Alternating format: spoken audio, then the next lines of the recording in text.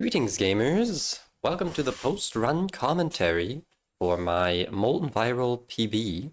I've been attempting this fight for the better part of a month now, almost entirely on stream. Usually I only ever play Void on stream, but just yesterday I randomly felt like booting the game up off stream. I did 2 runs, and the second run was the best one I ever did. So that was pretty cool. Before we get started, if you just want to watch the fight with no commentary, no pausing, because I will be pausing as we go, I have linked that video in the description. If you do want the commentary, you can stay here. A few things before we start. Molten Viral is basically a blot variant for the purposes of build crafting and like the general approach we take to try and optimize score. What does that mean? It means that the first phase of the fight is fairly simple. You just shoot the main body until you get her down to 50%, and then in the second phase, she spawns an unlimited amount of turrets that we can break efficiently by using panics. So you can see already right now, this is the previous run. This one failed. There's a recharging panic here. This is because we have 2 entropies. Much like blots, the resulting build is very strange because not only do we use entropy, we also use Boundless with some panic size to do a panic warp at the end of the fight. If you're not familiar with that concept, basically we use a panic while we're on the left side of the screen, so right here, and then we warp across with Boundless, end up on the right, which warps the entire panic, which at this point is going to have a radius that's going to go until like here. And any turret that's inside that radius is just going to get broken. All of them get broken on the same frame if we do this. Which means we get the score for all of them. And this allows us to break a lot more turrets than we otherwise would be able to. Specifically for this fight, the goal number of turrets, including the panic warp, is 37. I think I'm just going to start the video now, and then we can go over the build exactly and a few things that make this challenging. Again, like blots, the build is very strained. We have to use Boundless. We use 2 copies of Entropy. That's already 6 slots. Then we need some panic size. For that purpose, I have 1 copy of Squall and 2 copies of Thunder. So that's another 5 slots, bringing us up to 11. I also have Bloody Nails equipped because it's just very nice to have. I highly recommend using Bloody Nails. That puts us to 14 slots. We also use Fire Glyph, which might not be entirely necessary. Then there's Fear Sense, which is entirely necessary. You'll see at the end of the fight why it's so important. Then we need some way to keep combo throughout phase 2. Easiest way to do that is with an aura. In this case, we use Spark Thorns. This also has a specific purpose, which I will explain once we get to phase 2. And then finally, we have Paintbrush equipped. Again, this will come up later.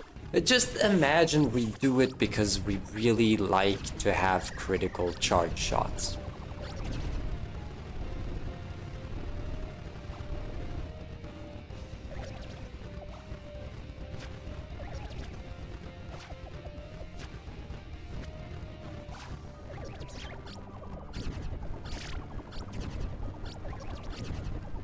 I was gonna give some insight on how to dodge the specific patterns.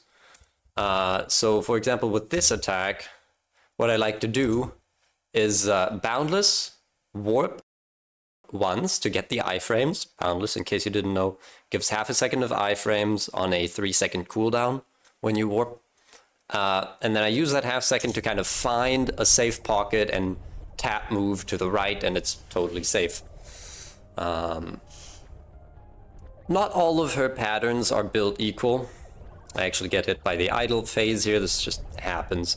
This one I like to do larger movements at the start and then smaller movements for like the end of the pattern, and that has worked pretty well. But yeah, overall, you really just need to get a feel for how to dodge this. This is the hardest pattern, in my opinion. Don't worry about using a panic here. In general, we start with 8 panics. We can use them all in phase 1. Using panics for survival is totally fine. We just need to make it through phase 1, and then after that, entropy can take over. We need the panic size anyway, which is the only reason why we have so many panics at the start. This pattern, what I do, and this only works sometimes, is I like position myself kind of straight across-ish. I warp once, and then I just kind of stand still, which works sometimes. Other times I have to do like a slight adjustment, so I can dodge that maybe 50% of the time, maybe slightly less. This attack's also very easy. You just warp across, wait for the left side to be safe, warp back. I mess it up here, but it's usually not that bad. But as you can see, I'm not perfectly dodging everything. It's basically impossible. I think in all my attempts, I have managed to do phase 1 only a single time without getting hit. Like without expending a single panic. But this is why Bloody Nails is nice. You can try and dodge everything. And phase 1 gets very consistent. Now, we are approaching the phase shift. We are just above 50% fear. So I want to go into what we're going to do in phase 2. Because unlike, for example, Forma, Molten does not hold your combo in phase 2. So what we've done in the past against blots is to use an aura to maintain combo, which is the simplest way to do so. Plant Glyph, of course, comes to mind. That automatically activates after 50 seconds, and we spend more than 2 minutes in phase 1. So that would be very easy. Unfortunately, Plant Glyph actually deals kind of a lot of damage. What we've actually done, or what I have done, is we use Spark Thorns. I believe I have shown this off against Voltage Viral. We use Spark Thorns, and we repeatedly activate it and deactivate it. So we hold focus until Spark Thorns activate. We deal 1 tick of aura damage, and then we stop holding focus to turn the aura off again. And this deals a lot less total damage than having an aura permanently active. Now, if you did that manually, it'd be really hard. Even with the extra combo timer, by the way, that's why we have Paintbrush. For that extra combo time. Even with extra combo time, it's going to be difficult to do, and if you mess up once, you lose combo and you just lose your run. So what I elected to do for this fight is I set up a macro to do that for me. The macro just automatically keeps activating and deactivating focus to perfectly maintain combo. You can look at the combo timer down here during phase 2 to see how close I'm cutting it. You will also notice I have switched into mode C. This is just very convenient for phase 2. So we approach the phase shift, I use regular shots, and then once we get to the phase, I will start, holding a charge shot, and I will activate my macro. So now, as you can see, the aura keeps activating and deactivating. Now, we have a few assignments in phase 2. We want to get 37 turrets total. Like I said, the maximum number of turrets that can be on screen at once is 10. So we want to get 27 and then wait for her to spawn a bunch of turrets. Which means for this entire phase, I am counting turrets. We also need to split the splits. She spawns 2 large split virals at the start of phase 2. We have to shoot them to turn them into mediums, and then we have to shoot the mediums to turn them into smalls. Any splits that are still on screen at the end of the fight pay out with their assigned score. So why do we need to break them at all? Well, if we just didn't shoot the large splits and we only, finish the fight with them, then we would get the score for 2 large splits. When we shoot a large split, enough to defeat it and have it split into 2 mediums, we get the score for that large split right there. And then when the fight ends, we get the score for the smaller splits. Basically, this is the same thing that you would do against Split Viral or against Storm Viral, where you want to split them as small as possible, and then you can finish the fight with the smallest splits on screen. This creates a few issues, because the smaller they get, the faster they move, and the more of them there are. So it just makes it harder to dodge. We also deal very little DPS, again, so it's a lot of work to actually split them. And then lastly, and this is kind of the worst part, and that's going to become more relevant at the end of the fight, our panics deal damage.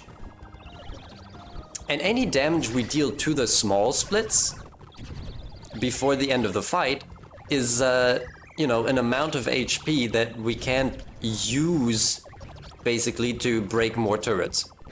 So ideally we would use the very last panic of the fight to both split all the mediums into smalls and perform the panic warp, which is somewhat weird.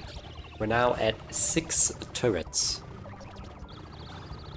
And then right now I'm kind of just focusing on dodging rather than shooting the splits, and just waiting for Molten to throw her next set of spawns.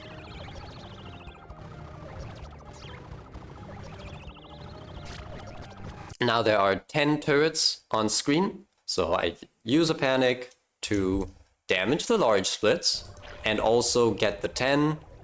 The way I do it is I just warp across and then immediately warp back to, so as to deal as little damage as possible to Molten Veyeral herself. Because obviously we don't want to damage her if we can avoid it. So now I shoot the mediums again. I like to use 2 crit charges per medium split, and then have the panic damage deal all the rest. Now we are at 20 turrets total, so we still need a few more. This is what you don't want to happen. Molten has 2 different types of turrets she can spawn. She has a bunch of different patterns. She can spawn aimed turrets, either 2 at a time or 4 at a time, and she can spawn these spray turrets, either 4 at a time or 3 at a time. And in my opinion, the sprays are much harder to dodge. They make your life way harder. So if you roll one of those spawn patterns right after using a panic and clearing all the turrets, it's pretty bad. It's not an instant kill, instant death sentence, but if it happens twice in a row, it usually is. So yeah, there's definitely a lot of RNG to this fight, but I actually managed to not get hit for a while, to the point where she does her next spawns. Look at that. And then we warp and get 6. So now we're at 26 total. The mediums, let's just check on the fear. These are really low. They're gonna get broken by a panic at some point. The other 2, this one's still very healthy. This is why we have fear sense, by the way, and why I think it's so important. And then this one's also fairly low. So I'm just gonna try and shoot this medium split up here with some more bullets.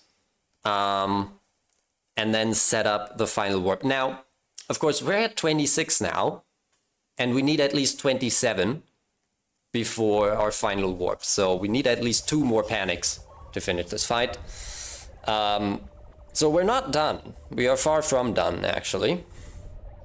Luckily, we get an aimed spawn pattern here. And here, right about here is where I make a decision, because I see that these 2 turrets are very far left. And our panics are really large, so we probably can catch them in our panic warp. However, if with the next spawn pattern, Molten throws some stuff up here, we might not be able to get everything. I have had attempts that couldn't get everything on screen with the panic warp. So I decide, you know what, I'm just going to use a panic here, and I could either just break the bottom one or both. I've been pretty precise with the splits, not splitting any of them into smalls yet, so I end up deciding to panic right here, I think, to deal some more damage to the mediums. I think I did it here. No? No, apparently not. Oh, here Molten does a pattern. This is a funny mechanic. That was actually patched today. Molten was changed, but it used to be when she, for example, tries to do the 4 aimed spawn pattern, but she notices, well, the 4 aims are already here. They haven't been broken. So instead, I'm just going to do an attack. And this can be really bad because it can drag out the fight, and it's just really awkward to deal with. But like I said, it was patched today. Nowadays, she should always try and go up to spawn cap before doing attacks, much like blots have been doing for a while. So here I use a panic, then I break the 2 turrets. Now we are at 28, which is actually 1 higher than the minimum we need. And you can see down here, there's 400 fear left. In the fear bar, we still need to deal a bit of damage to break the last mediums. And you can see how there isn't a ton of fear leeway. There's some, but it's not too much, even with, you know, Spark Thorns as a way to deal as little damage as possible. And look, there's a turret way up here. So we actually would not have been able to get all of them if we hadn't panicked the other 2 just now. So now I'm just kind of hoping, like, please, Molten, just do a 4 spawn. There are 6 on screen, give me the 4 sprays, and then I can try and use a panic to break the last mediums and be done. And then, you know, I'm hoping. She does a pattern, it's a 3 spawn. It's not a 4. But remember, we are already at 28, not 27. So 28 plus 9 is 37. That's our goal.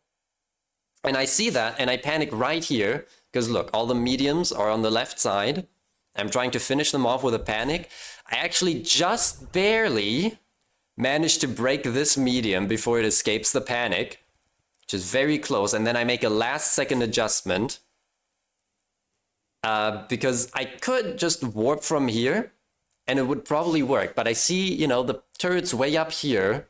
So let me actually make an adjustment. You see how I moved up and then warped up here to catch the turret. If we had warped from like down here, that might not have worked.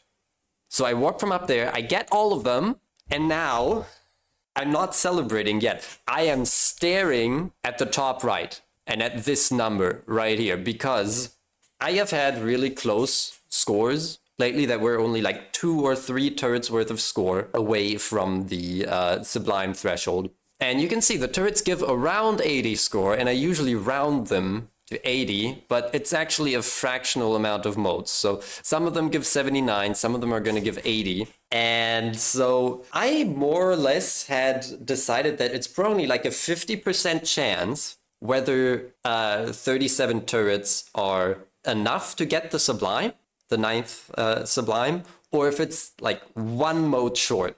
So let's just look at the top right, and you will notice the circle fills up and it doesn't go. It's like, what is that? What is that? There isn't even a pixel left.